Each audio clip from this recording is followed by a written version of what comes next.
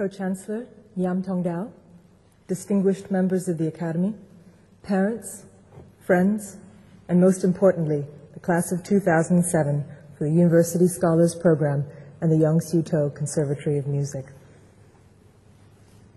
You all look amazing. Before we get started, for each one of us, there is someone or perhaps a few people that have been extremely significant in our path towards this day. But I'd like to invite the graduates to rise and thank those people, your parents, your family, teachers, your friends, who have helped you get here today. Could I ask the graduates?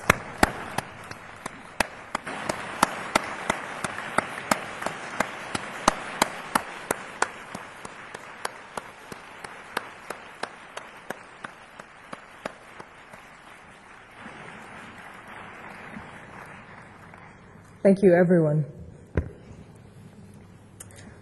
Thank you for the great honor to be here with you as you celebrate and mark this important transition.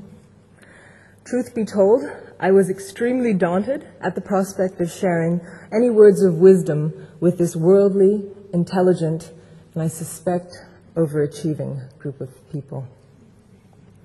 You are part of the university's signature talent programs, the best and the brightest.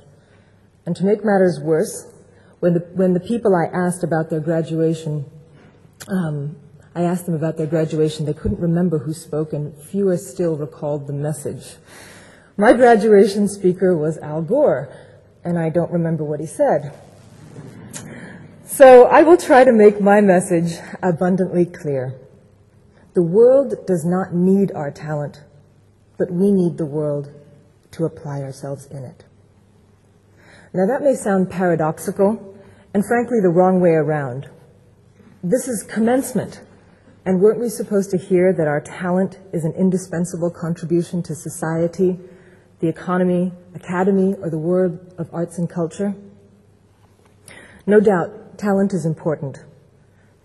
And graduates, I want to let you know that despite this being an edifying descriptor of you, talent does not define you. You will define your talent.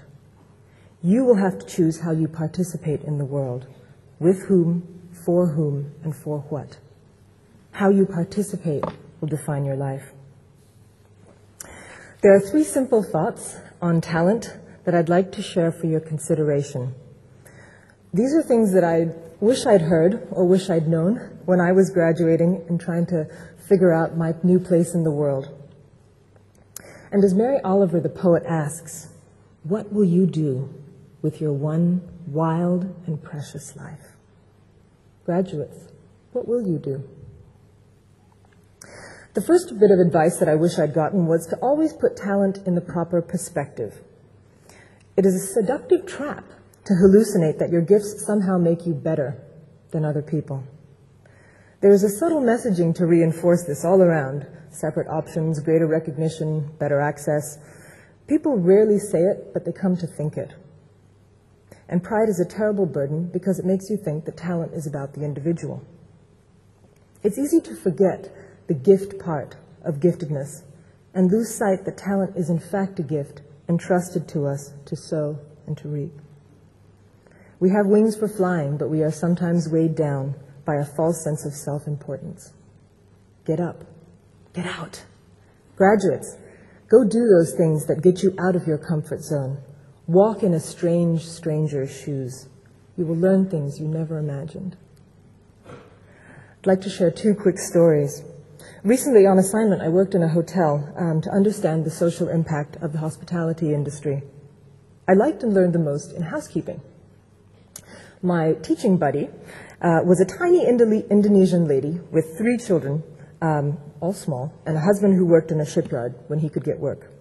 She taught me to clean rooms, to wash dirty ashtrays, toilets and showers, fold laundry, wipe tables, vacuum, deodorize a smoking room, fluff pillows, and make beds. The first day, I was in the hallway and I greeted a guest. Good morning. And in the corridor, he walked straight past me. I stared in disbelief, and I turned to Ayu, and she smiled. It gave me a first-hand experience of what it felt like to be invisible, unworthy, it seemed, of a mere greeting. In that moment, I realized the best thing I could do was treat Ayo with the greatest of respect, to not dismiss her as the guest had dismissed me. How could I respect her dignity as a mother, as a provider, as a colleague, as a teacher, as another talented human being? How could I play my talent to serve her? The meaning in my work emerged from these very questions. And I've come to realize that there's no clear meaning in life. There's only moments of meaning in life. And that was a crystal clear moment. Then last month, in my big sister program called Beautiful People, we organized for 21 teenage girls from different homes and youth outreach programs to attend our biannual I Have a Dream camp. And on day 2, we brought the girls to the Dover Park Hospice. It was a choice, no compulsory volunteerism here. And the girls made greeting cards and prepared 2 songs for the residents, Keluarga Bahagia, Happy Family, and the classic Ye Liang Dai Bao Wo De Xin. Pardon the pronunciation. And when the girls started singing, you know, this one old man who had a tracheotomy and whose eyes was rolled up in his head and whose tongue was kind of sticking out, started to wake up, and he started to pull himself up on the rails to listen to the girls singing. And this one lady who was almost bald, but her silver hair kind of framed her face, began to mouth the words and to clap along. You could see the whole room come alive. And it was the moment of sharing this gift that the girls realized that they were more than their label. They were more than truant or pregnant teen or bad girl. They were just human beings being with one another, sharing gifts they never knew they had. One girl later shared with the group, you know, we have voices and we use our words to hurt people. Yet that old man with the hole in his throat was just trying to say thank you.